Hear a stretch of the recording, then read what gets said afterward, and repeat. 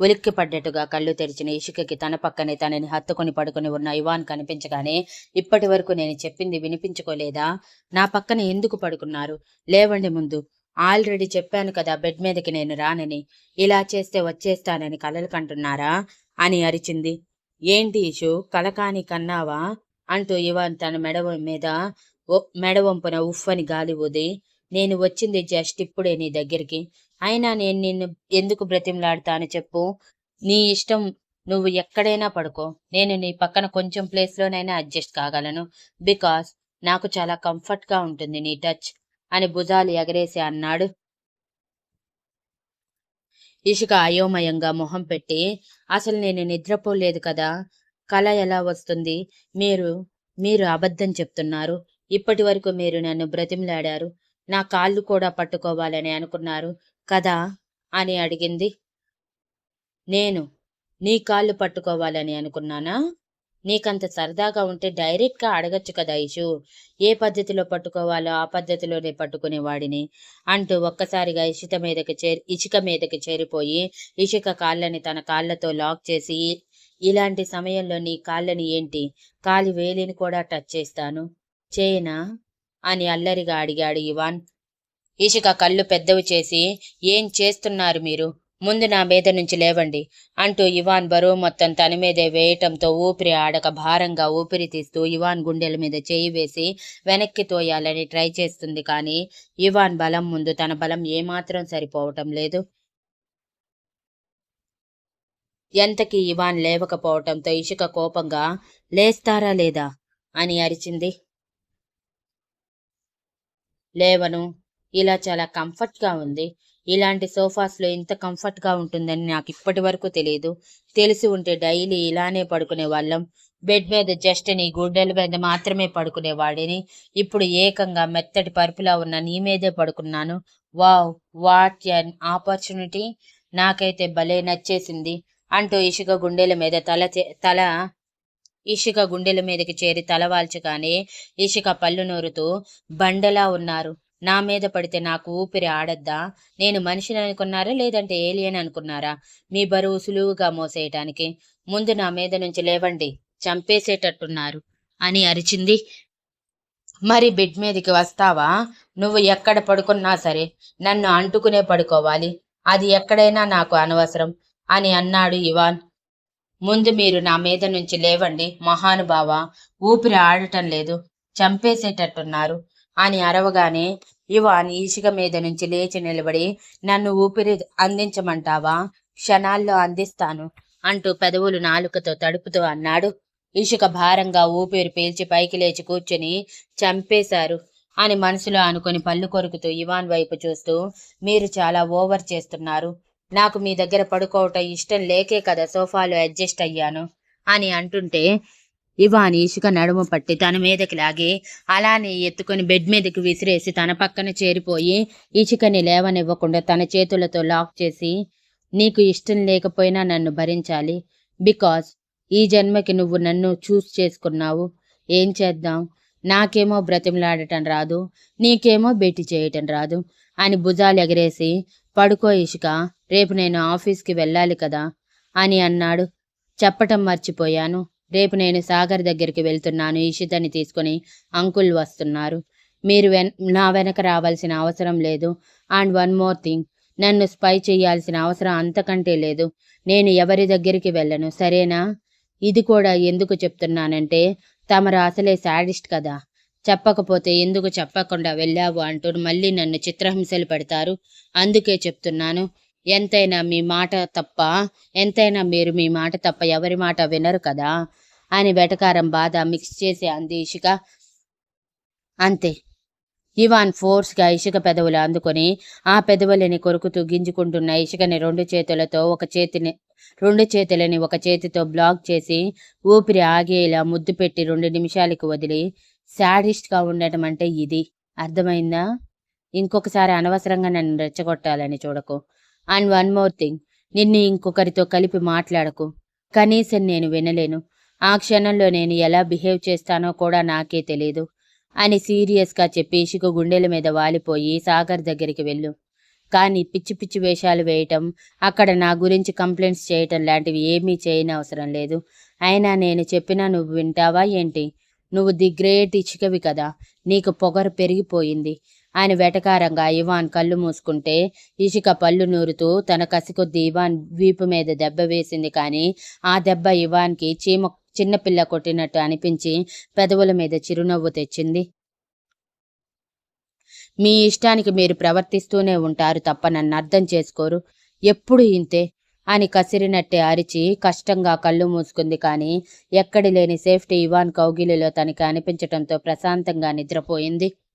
తర్వాత రోజు కూడా ఇషిక టిఫిన్ కోసం కిచెన్ లాగేసుకుంటే, వైదేహి గారు నేను చేస్తాను అన్న ఇషిక పట్టించుకోకుండా, ఇంట్లో ఖాళీగా ఉంటున్నాను, ఉన్నందుకు కనీసం ఈ పనైనా చేయనివ్వండి అని విసురుగా చెప్పి, చూడండి, మీరు నా దగ్గర మారిపోయినట్టు నటించాల్సిన అవసరం లేదు. మీ ఒరిజినల్ క్యారెక్టర్తో అలానే ఉండండి. మీరు ఇంతగా మారిపోయారంటే నమ్మటానికి నా మనసు ఒప్పుకోవటం లేదు అని అంది ఇషిక. నువ్వే కాదు, మొదట్లో ఇంట్లో ఉన్న వాళ్ళు ఎవరూ నమ్మలేదు నన్ను. బికాజ్ నేను ఈ ఇంటికి వచ్చినప్పటి నుంచి బిహేవ్ చేసింది వేరు, ఇప్పుడు ప్రెజెంట్ ఉన్నది వేరు అని వైదేహి గారు పేలవంగా నవ్వుతూ చెప్పి, నిజంగా ఇషిక, నిన్ను చూశాకే నేనేం కోల్పోయానో అర్థమయ్యింది. నా కొడుకు బాధపడుతుంటే దగ్గరికి తీసుకోలేక, దూరంగా ఉండలేక సతమతమయ్యాను. అప్పుడు కదిలింది నా కన్నపేగు. నా వల్ల ఇదంతా జరిగిందనిపించింది. నేనే కానీ ఈ అనాథల గురించి తప్పుగా చెప్పకపోయి ఉంటే తను నీ విషయంలో అలా ప్రవర్తించేవాడు కాదేమో. కానీ నేను నా స్వార్థానికి చేయటం వలన నీ జీవితం చిన్నాభిన్నమైంది. నా కొడుకు 3 సంవత్సరాలు మనుషుల్లో లేకుండా తన పని తనదే అన్నట్టు ఉన్నాడు. అది చూసే నాలో రియలైజేషన్ మొదలయ్యింది. నువ్వు నమ్మినా నమ్మకపోయినా నేను మారిపోయాను ఇషిక అని చిరునవ్వుతో చెప్పి, ఇషిక టిఫిన్ ప్రిపేర్ చేస్తుంటే ఆవిడ చట్నీస్ ప్రిపేర్ చేస్తూ ఉంది. ఆవిడ మాటలు విన్న ఇషిక ఆలోచనలో పడిపోయి, నిజంగానే ఇవాన్ గారు నా కోసం అంత బాధపడ్డారా? మరి ఎందుకు నన్ను వెంటనే వెనక్కి తీసుకురాలేదు? అన్ని సంవత్సరాలు నన్నెందుకు దూరంగా ఉంచారు? నేను అందరి ముందు తలదించుకొని ఉన్నా ఎందుకు సైలెంట్గా ఉన్నారు అని బాధ, కోపం కలగలిపి వస్తుంటే అనుకుంటూ, లేదు, ఈవిడి గారు చెప్పిందంతా అబద్ధం. ఆయన గారు ఏమీ మారలేదు. ఆయన స్వార్థం కోసమే ఆలోచిస్తారు అని అనుకుని టిఫిన్ ప్రిపేర్ చేసి ఇషితని రెడీ చేసి తనకి టిఫిన్ పెట్టేసరికి అందరూ వచ్చేయటంతో అందరూ టిఫిన్ చేశాక ఇషిక సాగర్ దగ్గరికి వెళ్ళటానికి క్యాబ్ బుక్ చేసుకోబోతుంటే ఇవాన్ తన ఎదురుగా కార్ కీస్ పెట్టి, కార్ డ్రైవింగ్ నేర్చుకున్నావుగా, ఇంకా ఎందుకు క్యాబ్స్లో వెళ్ళటం? నీకోసమే స్పెషల్గా కారు తీసుకున్నాను. ఇక నువ్వు ఎక్కడికి వెళ్ళాలనుకున్నా దానిలో వెళ్ళొచ్చు అని తీసుకువెళ్ళి తన కోసమే కొత్తగా తీసుకున్న లంబోర్గినీని చూపించాడు. అది చూసి ఇషిక షాక్ అయ్యి, నాకెందుకు ఇంత కాస్ట్లీ కార్? నాకు అవసరం లేదు. నేను క్యాబ్స్లో తిరగగలను, లేదంటే నా శాలరీ వచ్చాక కారు కొనుక్కోగలను. మీరు ఇచ్చేవి నాకు అవసరం లేదు అని అంటుంటే, నేను ఇస్తుంది నా భార్య బిడ్డలకి. ఎక్కువగా అంటే నేను కూడా నీతో పాటు రావాల్సి వస్తుంది. నేను వస్తే నువ్వు అరగంటలో తిరిగి మళ్ళీ నాతో రావాల్సి వస్తుంది. కాబట్టి మర్యాదగా ఈ కార్ తీసుకొని వెళ్ళు అని బెదిరించి మరీ ఇషికని ఆ కార్ తీసుకునేలా చేసి నవ్వుకుంటూ తన కారులో ఇషితకి ముద్దు పెట్టి బాయ్ చెప్పి మరీ వెళ్ళిపోయాడు. ఇషిక పళ్ళు నూరుకుంటూ తప్పక ఇవాన్ ఇచ్చిన కారులో బయలుదేరింది. లేకపోతే ఇవాన్ తనకి తానుగా ఒంటరిగా ఎక్కడికి వెళ్ళే ఛాన్స్ ఇవ్వడని.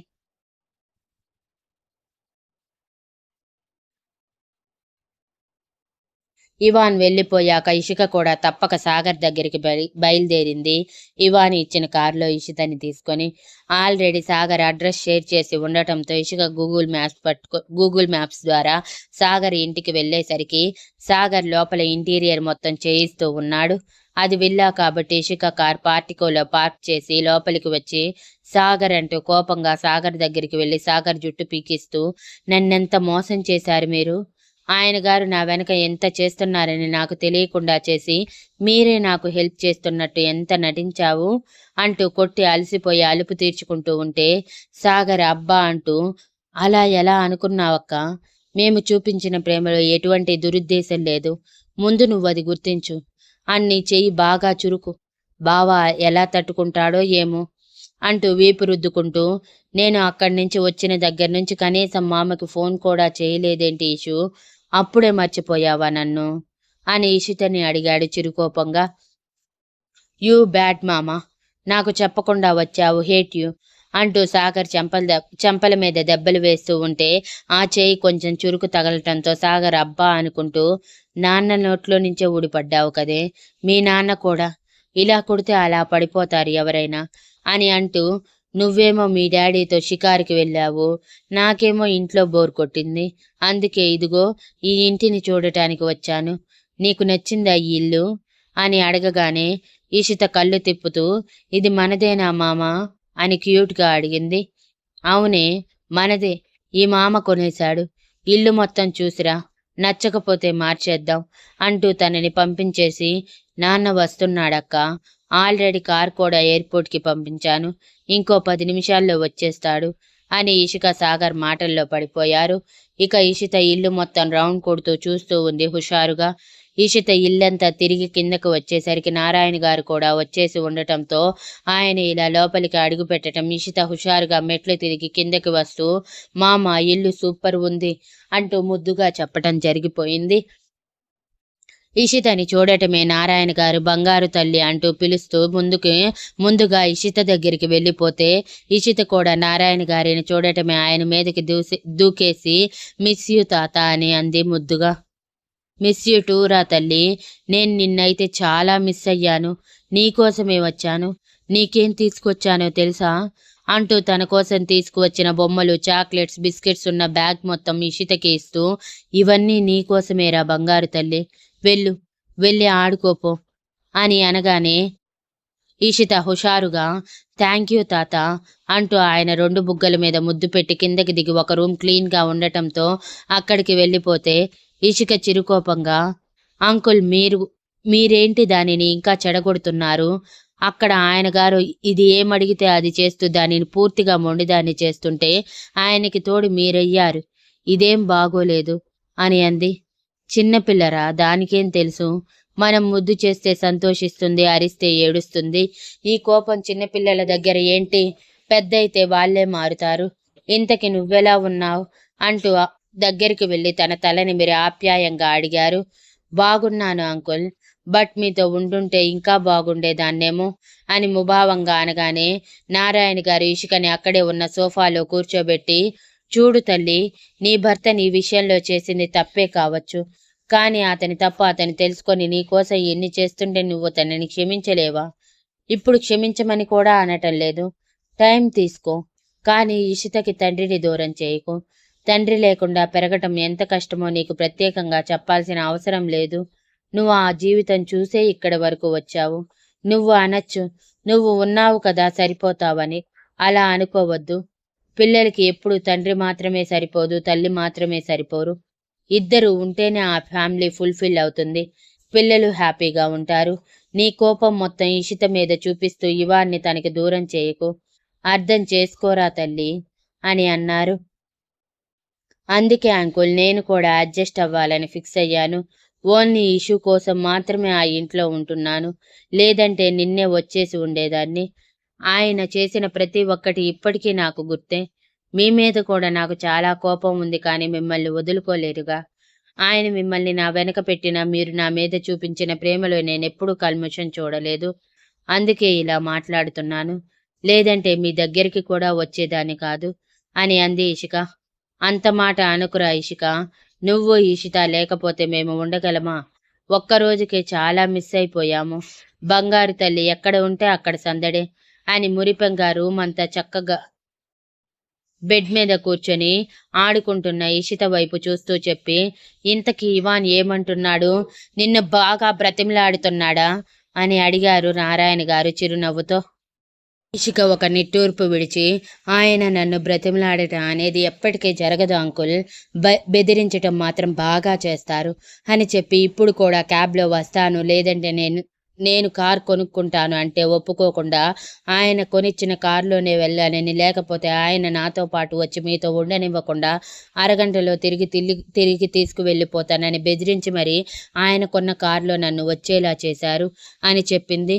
ఇషిక మాటలకి నారాయణ గారు నవ్వుకుంటూ, అయితే నీకు కూడా ఉందన్నమాట ఇవాన్ చేత బ్రతిమలాడించుకోవాలని, కానీ పైకి బెట్టు చేస్తున్నావు అనగానే ఇషిక చిచి అంటూ మొహం వికారంగా పెట్టి, నేనేమీ అలా కోరుకోలేదు.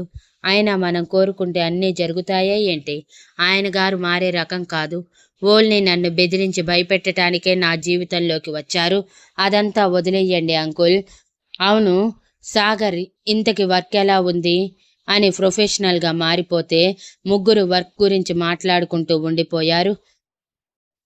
ఆఫీస్కి చేరిన ఇవాన్ గోపితో ఎప్పటికప్పుడు అక్షిత్ని కనిపెట్టుకొని ఉండటానికి ఒక మనిషిని పెట్టమని, అతను ఎప్పుడు ఏది చేస్తున్నాడో చూసుకోమని, ఇషితల వెనక సెక్యూరిటీ ఎప్పుడు టైట్గా ఉండాలని, తనని దాటిని ఇద్దరు ఎక్కడికి వెళ్ళకూడదని అన్ని అరేంజ్మెంట్స్ చూడమని చెప్పి పంపించేశాడు. గోపిని పంపించేశాక ఇవాన్ తన వర్క్లో పడిపోయిన వాడు తిరిగి ల్యాప్టాప్ నుంచి తల ఎత్తింది. తను జాయిన్ చేసుకున్న ప్యూన్ కాఫీ తీసుకువచ్చి డోర్ సౌండ్ చేసినప్పుడే అతనిని చూడటమే ఇవాన్ సైడ్ స్మైల్తో లోపలికి రమ్మని చెప్పి అతను వచ్చి కాఫీ ఇచ్చాక, ఇప్పుడు ఎలా ఉంది జాబ్, బాగా నచ్చిందా అని అడిగాడు. అతను భయంగా ఇవాన్ వైపు చూస్తూ కాఫీ ఇచ్చేసి, సారీ సార్, ఇంకా ఎన్నాళ్ళు ఇలా నన్ను ఇక్కడ బానిసలా చేస్తారు? నన్ను వదిలేయచ్చు కదా. నేను చేసింది తప్పే కాదనటం లేదు, కానీ మీరు ఇలా ఒక టాప్ పొజిషన్లో ఉన్న నన్ను తీసుకువచ్చి ఇలా ప్యూన్ చేయటంతో పాటు ఈ ఆఫీస్ మొత్తానికి పనివాడిగా చేయటం ఏం బాగోలేదు సార్ అని ధైర్యం చేసి గొంతు విప్పటమే ఇవాన్ ఫోర్స్గా పైకి లేచి తన చేతిలో ఉన్న కాఫీ అంతే ఫోర్స్గా అతని మొహం మీద కొట్టి, అయితే ఇలా బాగుందన్నమాట నీకు అని చెప్పి కాలే కాఫీ వల్ల అతను చేసే ఆర్తనాదాలు వినసొంపుగా వింటూ ఉన్నాడు అదే స్మైల్తో. ఇవాన్ అతని అరుపులు 5 నిమిషాలు ఉన్న తర్వాత ఇరిటేటింగ్గా ఫీల్ అయ్యి పక్కనే ఉన్న గ్లాస్లో కాఫీ ఎంత ఫోర్స్గా కొట్టాడో అంతే ఫోర్స్గా మొహం మీద కొట్టి, అతని మొహం మీద మంట కొంచెం తగ్గగానే, సార్ ఐఎమ్ రియల్లీ సారీ, ఇంకెప్పుడు మీకు ఎదురు చెప్పను, ప్లీజ్ సార్ నన్ను వదిలేయండి అని ఒక్కసారిగా ఇవాన్ కాళ్ళ మీద పడిపోయాడు. ఇషికని ఇవాన్ దృష్టిలో బ్యాట్ చేయడానికి హెల్ప్ చేసిన టీం లీడర్. యాక్చువల్గా ఆ టీం లీడర్ ఇవాన్ తన ఆఫీస్ నుంచి పంపించేశాక నిషా దగ్గరికి వెళ్ళి కోపంగా అరిచి బెదిరించి డబ్బులు ఎక్కువ తీసుకొని ఇక అక్కడే ఉంటే సేఫ్ కాదు అనిపించి తన ఫ్యామిలీ మొత్తాన్ని అమెరికా తీసుకువెళ్ళిపోయి అక్కడ నిషా హెల్ప్తో జాబ్ తెచ్చుకొని అక్కడే సెటిల్ అయిపోయాడు. ఆ విషయం ఎవరికి తెలియకుండా జాగ్రత్త పడ్డాడు, ఒక్క నిషాకి తప్ప. అలా ఇవాన్ ఎంక్వైరీలో అతను అమెరికాలో ఉన్నాడని, సేమ్ జాబ్ అమెరికాలో చేస్తున్నాడని తెలిసే ఇమీడియట్గా అతని జాబ్ పీకించేలా మాట్లాడి మరి అతనిని తీసుకువచ్చి తన ఆఫీస్కి వచ్చాక తన కోపం మొత్తం తీర్చుకున్నాక అప్పుడు అతనిని తన కంపెనీలోనే ప్యూన్గా పెట్టేశాడు. అన్ని పనులకి లైక్ ఎంప్లాయీస్కి ప్రతి ఒక్కటి అందించడం, బాత్రూమ్ క్లీనింగ్, ఫ్లోర్ క్లీనింగ్, తన క్యాబిన్ క్లీనింగ్ తప్ప మిగిలినవన్నీ అతనికే అప్పగించి ఒక పని మనిషిగా మార్చేశాడు. తనకి ఎదురు తిరిగితే లైఫ్ లేకుండా చేస్తానని బెదిరించడంతో అతను భయపడిపోయి ఇవాన్ చెప్పినట్టే ఇప్పటి వరకు చేస్తూనే ఉన్నాడు. అలా దాదాపు 4 సంవత్సరాల నుంచి అతను అలానే వర్క్ చేస్తూనే ఉన్నాడు. ఇక శాలరీ కనీసం అతని పొట్ట నింపుకోవటానికి నెలకి సరిపడా కూడా రావు. ఇక అతని తల్లిదండ్రులకి ఇవాన్ నెల అతని శాలరీలోనే కొంత కట్ చేసి ఇస్తూ ఉన్నాడు, అతనికి తెలియకుండా వాళ్ళని సొంత ఊరు పంపించేసి. సో ఇప్పుడు అతను ఇవాన్ దగ్గర ఒక పనివాడిగా ఉన్నాడు. అతను ఇవాన్ కాళ్ళ మీద పడగానే ఇవాన్ ఫోర్స్గా అతని వెనక్కి నెట్టి, ఇంతకంటే ఎక్కువ బాధ నేను అనుభవించాను. నా గుండెల్లో మంట తగ్గేంత వరకు నువ్వు ఇలానే నా దగ్గర వర్క్ చేస్తూనే ఉండాలి.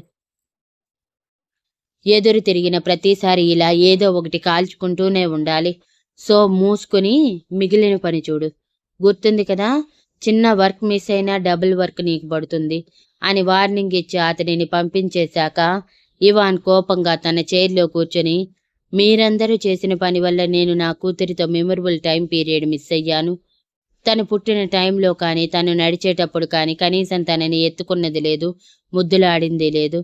ప్రతి ఒక్కటి మిస్ అయ్యాను కేవలం మీ వల్ల. ఇంత చేసిన మిమ్మల్ని ఊరికే వదిలేస్తానా? నేనెంత బాధ అనుభవించానో అంతకంటే ఎక్కువ మిమ్మల్ని బాధ పెట్టకుండా వదలను. అని ఆవేశంగా అనుకొని మనసంతా అతలాకుతలంగా ఉండటంతో ఇషితని చూడాలనిపించి ఇక వర్క్ ఆపేసి వాళ్ళు ఎక్కడ ఉన్నారో తెలిసే ఉండటంతో ఇషిత కోసం బయలుదేరాడు ఆఫ్టర్నూన్ టైంలో.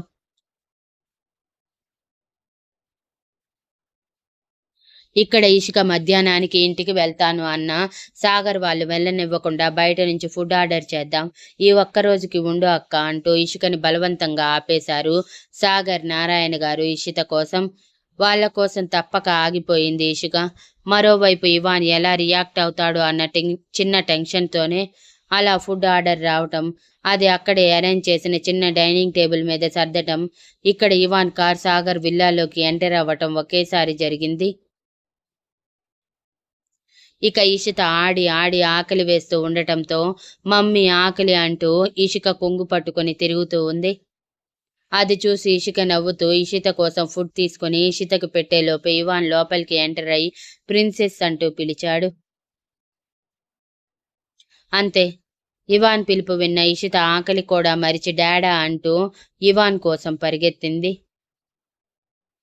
ఇషిక సడన్ గా ఇవాన్ని అక్కడ చూడటమే షాక్ అయ్యి కళ్ళు పెద్దవి చేస్తే సాగర్, నారాయణ గారు అయోమయంగా ఒకరి మొహం ఒకరు చూసుకున్నారు. ఇషిత మొహం చూడటమే అప్పటి వరకు మనసు పడుతున్న బాధ కొంచెం కొంచెం తగ్గుతూ ఉండటంతో ఇషిత తన దగ్గరికి రాగానే ఎత్తుకొని పైకి ఎగరేస్తూ మిస్ యూ ప్రిన్సెస్ అంటూ తనని గుండెలకి హత్తుకొని నుదుటి మీద ముద్దు పెట్టాడు ఇవాన్.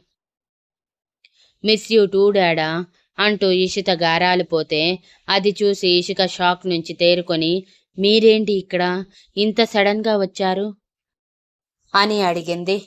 ఏం నేను రాకూడదా, నేనొస్తే నీకేమైనా డిస్టర్బెన్స్నా అని కళ్ళు ఎగరేస్తూ అడిగి రారా ప్రిన్సెస్, నీకు నేనే ఫుడ్ పెడతాను అంటూ ఇషిక చేతుల్లో ఉన్న ప్లేట్ తీసుకుని ఇషితని తీసుకువెళ్లి సోఫాలో కూర్చోబెట్టి తనకి పెడుతూ ఇంకా అయోమయంగా తన వైపే చూస్తూ ఉన్న సాగర్, నారాయణ గారి వైపు చిన్న చిరునవ్వు విసిరి కూర్చోండి అనగానే వాళ్ళిద్దరూ కూర్చొని మీరేంటి బావా ఇలా సడన్ గా వచ్చారు అని అడిగాడు సాగర్. నారాయణ గారు కూడా అదే చూపు కళ్ళతోనే విసరగానే ఇషుని బాగా మిస్ అయ్యాను అంటూ ఓరగా ఇషికని చూస్తూ ఇషితకి పెడుతూ చెప్పి అందుకే వచ్చేశాను, ఏం నేను వచ్చి మీ ప్రైవసీని ఏమైనా భంగం చేశానా అని యాటిట్యూడ్గా అడిగాడు ఇవాన్. చచా, అదేమీ లేదు బావా, కాకపోతే సడన్ గా నిన్నిక్కడ చూసి షాక్ అయ్యాను అంతే అని చిరునవ్వుతో చెప్పి ఇంకా వాళ్ళ వైపే కొరకొరా చూస్తూ ఉన్న ఇషికని చూసి సైలెంట్ అయిపోయాడు. అలా ఇవాన్ నార్మల్గా కాకుండా ప్రొఫెషనల్గా బిజినెస్ గురించి మాట్లాడుతూ ఇషితకి తినిపించేశాక తన పెదవులు తుడిచి వెళ్ళు ప్రిన్సెస్, వెళ్ళి ఆడుకోపో, లంచ్ చేశాక మనం బయటికి వెళ్దాం అని చెప్పి ఇషితని పంపించేశాక లంచ్ చేద్దామా అని అడిగాడు సాగర్ని. హా బావా రా అంటూ ఇంకా డైనింగ్ టేబుల్ దగ్గర ఎక్కడ నిలబడి ఉందో అక్కడే నిలబడి ఉన్న ఇషికని చూస్తూనే కొంచెం భయంగా ఇవాన్ని తీసుకొని డైనింగ్ టేబుల్ దగ్గరికి చేరేసరికి ఇషిక అక్కడి నుంచి వెళ్ళబోతూ ఉంటే ఇవాన్ వెళ్ళనివ్వకుండా ఇషిక చేతిని పట్టుకొని తన పక్కన కూర్చోబెట్టి ఎక్కడికి వెళ్ళిపోతున్నావు, ముందు లంచ్ చేయి అంటూ ఇంకా బిర్యానీ రైస్ అంటుకొని ఉన్న హ్యాండ్ని తన నోట్లో పెట్టుకొని లింక్ చేస్తూ తన కళ్ళల్లోకి అల్లరిగా చూశాడు. అంతే, ఇషిక ఫోర్స్గా చేతిని వెనక్కి లాగి ఏం చేస్తున్నారు మీరు అంటూ సాగర్ వాళ్ళ వైపు ఇబ్బందిగా చూసేసరికి వాళ్ళు ఇషిక వాళ్ళని చూడనట్టే దిక్కులు చూస్తూ ఉంటే ఇషిక హ్యాండ్ వాష్ చేసుకొని వచ్చి ముగ్గురికి వడ్డించి నిలబడగానే రా నీకు కూడా పెడతాను అంటూ ఇషికని చైర్లో కుదేసి ఎవరో ఏదో అనుకుంటారని ఫీల్ అవ్వకు ఇషు, మనం భార్యాభర్తలం, మనం ఎలా ఉన్నా ఎవరూ ఏమనుకోరు అని కన్ను కొట్టి చెప్పి ఏం సాగర్ అంతే కదా అని అడిగాడు. అంతే అంతే బావా అని 32 పళ్ళు కనిపించేలా నవ్వుతూ చెప్పి తన వైపు కోపంగా చూస్తున్న ఇషికని చూసి బాబోయ్ ఇద్దరి మధ్యలో నేను ఇరుక్కుంటున్నాను అనుకుంటూ సైలెంట్గా తలదించి తనకి పెట్టిన బిర్యానీ తింటూ ఉంటే నారాయణ గారు కూడా మధ్యలో దూరితే ఇటువైపు ఇషిక అటువైపు ఇవాన్ ఇద్దరు ఇరుకాటంలో పడేస్తారని అసలు పట్టనట్టే తింటూ ఉంటే ఇవాన్ ఇషిక నోటి దగ్గర అన్నం పెట్టాడు.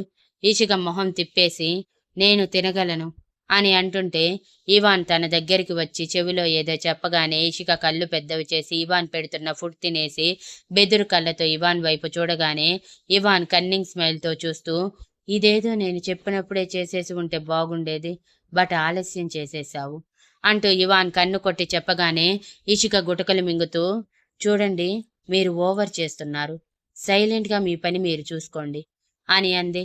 నా పని నేనే చూసుకుంటున్నానులే అంటూ ఇషితకి పెట్టిన చేతితోనే ఫుడ్ తన నోట్లో పెట్టుకొని అదే చేతితో ఇషిక నోట్లో పెడుతూ ఇషిక వైపు అల్లరిగా చూస్తూనే ఉన్నాడు.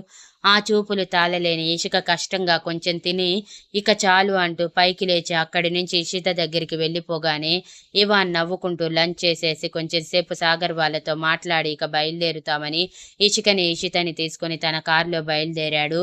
ఇషిక తీసుకువచ్చిన కార్ డ్రైవర్ ద్వారా ఇంటికి పంపించమని చెప్పేసి ఇక ఇల్లు దాటగానే నిద్రకి ఊగుతున్న ఇషిక గుండెల మీద జారిపోయి పడుకోగానే ఇవాన్ కార్ సైడ్కి ఆపి ఇషిక వైపు చూశాడు.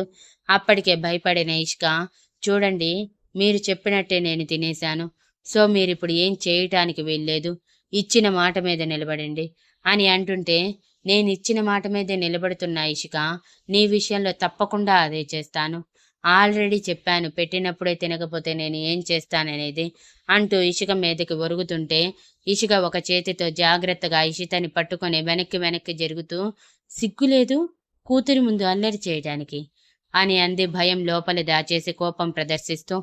నీ దగ్గరైతే అస్సలు లేదు అని కొంటిగా చెప్పి ఇషిక మెడ వెనక చేయి పెట్టి దగ్గరికి లాగి తన పెదవుల మీద పెక్కిచ్చి, సైలెంట్గా నేను చెప్పినప్పుడే తినేసి ఉంటే పోయిండేది కదా, 2 సెకండ్స్ లేట్ చేశావు, సో పనిష్మెంట్ తప్పదు అంటూ ఇషిక కింద పెదవిని తన పెదవుల మధ్యకి తీసుకురాగానే ఇషిక ఫోర్స్గా ఇవాన్ గుండెల మీద చేయి వేసి వెనక్కి తోసి, ఇదే ఇదే మీలో నాకు నచ్చనిది.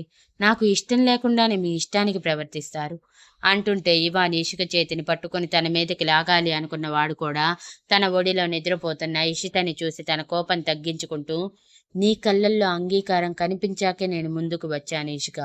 సో నువ్వు కళ్ళతో ఒకటి నోటితో ఒకటి మాట్లాడక, అర్థమైందా? నాకు ఎక్కువగా నీ కళ్ళ భాషే కనెక్ట్ అవుతుంది అని కోపంగా చెప్పి ఇషిక మణికట్టు దగ్గర ముద్దు పెట్టి, సరేలే ఇప్పటికి వదిలేస్తున్నాను, నైట్ ఎక్కడికి వెళ్తావు, ఇద్దరం ఒక దగ్గరే కదా ఉండేది అంటూ ఇషికని తీసుకుని ఎగ్జిబిషన్కి తీసుకువెళ్ళాడు. ఇంటికి వెళ్ళి చేసేదేమీ లేక ఇషిక ఎగ్జిబిషన్ చూసి ఆశ్చర్యంగా మొహం పెట్టి, ఇక్కడికి తీసుకువచ్చారేంటి అని అడిగింది. ఇంటికి వెళ్ళి మాత్రం చేసేదేముంది, నీ మొహం నేను, నా మొహం నువ్వు చూసుకుంటూ ఉండటం, నువ్వు కోపంగా చూస్తూ ఉంటే నీ కోపం తగ్గించడానికి నేను ప్రయత్నించడం తప్ప వీటన్నిటికంటే బెటర్ ఇక్కడ టైం స్పెండ్ చేయటం. పైగా పిల్లల కోసం స్పెషల్గా గేమ్స్ కూడా పెట్టారంట, నేను విన్నాను, అందుకే తీసుకువచ్చాను అంటూ ఇషిక ఒడిలో ఉన్న ఇషితని తీసుకుని ప్రిన్సెస్ పద అంటూ తనని నిద్రలేపి లోపలికి తీసుకువచ్చి పిల్లల కోసం అరేంజ్ చేసిన గేమ్స్ వైపు తీసుకువెళ్ళాడు. వెనకే ఫాలో చేసింది ఇషిక. ఇక ఎగ్జిబిషన్లో ఇషిత సంతోషంగా ఆడుకుంటూ ఉంటే తనని వీడియోలో బంధిస్తూ సంతోషిస్తూ ఉన్నాడు ఇవాన్. వాళ్ళని ఫాలో చేస్తూ వాళ్ళ ఆనందాన్ని కొంచెం దూరం నుంచి చూస్తూ ఉంది ఇషిక. అలా ఇషిత గేమ్స్ ఆడుకుంటూ ఉండగా అక్కడికి వచ్చిన గోపికి ఇషితని అప్పగించి పద అంటూ ఎగ్జిబిషన్ లోపలికి తీసుకువెళ్ళి అక్కడ లేడీస్ కోసం పెట్టిన ear rings, bangles, hand bags రకరకాల వాటిని చూపిస్తూ, నీకు నచ్చినవి తీసుకో, ఇలాంటి చోట్ల మీకు షాపింగ్ చేయటం బాగా ఇష్టం కదా అని అన్నాడు. అవసరం లేదు, నేను మరోసారి వస్తాను, ఇషిత ఒక్కటే ఉంది, పదండి అంటూ ఇషిక చిరుకోపంగా చెప్పి ముందుకు కదులుతుంటే, తన దగ్గర గోపి ఉన్నాడు, డోంట్ వరీ, అయినా నా ప్రిన్సెస్ సెక్యూరిటీ నేను చూసుకోనా ఏంటి, నువ్వు నాకు చెప్పాలా ప్రత్యేకంగా, నోరు మూసుకొని షాపింగ్ చేయి అంటూ ఇషికని బలవంతంగా లేడీస్ కోసం అరేంజ్ చేసిన వైపు తీసుకువెళ్ళాడు. ఇషిక వాటిని చూడగానే నార్మల్గా అమ్మాయిల్లో ఉండే ఎగ్జైట్మెంట్ వచ్చేసి ఒక్కొక్కటి చూస్తూ ఇషిత కోసం తన కోసం తీసుకుంటూ ఉంది. అలా వెళ్తున్న తనకి ఒకచోట బాయ్స్ వ్యాలెట్స్ బాగా ఆకర్షించటంతో ఇవాన్ తన వెనక ఫోన్ మాట్లాడుతూ ఆపోజిట్గా నిలబడి ఉండటం చూసి తను చూడకుండా గబగబా వ్యాలెట్ తీసుకొని మనీ పే చేసి తన హ్యాండ్ బ్యాగ్లో పడేసి ముందుకు వెళ్ళిపోయింది ఇషిక. అలా ఇషిక షాపింగ్ అయిపోయాక దాదాపు 5,000 వరకు ఖర్చు పెట్టాక ఇవాన్ తనని తీసుకొని వచ్చేసరికి ఇషిత హ్యాపీగా తనతో పాటు వచ్చిన పిల్లలతో పాటు ఆడుకుంటూ ఉంది. అలానే ఇషిత అలసిపోయే వరకు ఆడనిచ్చి సాయంత్రం తనని బయటికి తీసుకువచ్చాక ఐస్ క్రీమ్ కోసం తీసుకువెళ్ళాడు ఇవాన్. అది చూసి ఇషిక చిరుకోపం చూపించినా పట్టించుకోకుండా ఇద్దరు ఐస్ క్రీమ్ ఎంజాయ్ చేస్తూ ఉంటే ఇషిక మాత్రం వాళ్ళిద్దరిని చూస్తూనే పళ్ళు నూరుకుంటూ, నేను చెప్పిన మాట వినరు పెట్టరు, వీళ్ళకి చెప్పడం కూడా వేస్ట్ అనుకుంటూ సైలెంట్గా ఉంది. అలా ముగ్గురు నైట్ 7 గంటలకి ఇంటికి చేరుకొని సంతోషంగా ఇంట్లో అడుగుపెట్టి లోపల సోఫాలో కూర్చున్న వ్యక్తిని చూసి కళ్ళు పెద్దవి చేశారు.